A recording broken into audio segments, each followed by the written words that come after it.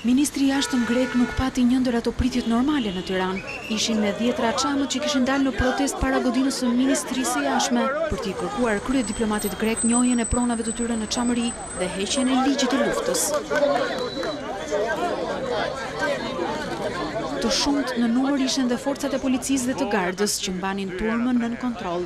Nga frika se protesta mund të prish një takim të rëndësishëm, për të qetësuar gjakrat shkoi vetë ministri i jashtëm Ditmir Bushati. Me gjithë këmbguljen e tij, çamët nuk e ulën tonin e protestës. Ata detyruan ministrin Kocias të hynte nga dera e pasme e Ministrisë së Jashtme.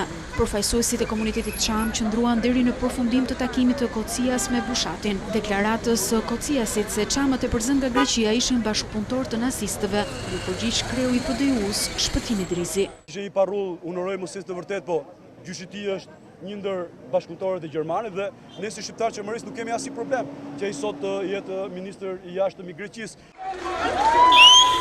Protestën çamët e konsideruan një fitore, edhe pse në deklaratën e tij shefi i diplomacisë greke nuk njohu ekzistencën e çështjes çame apo edhe të ligjit të luftës.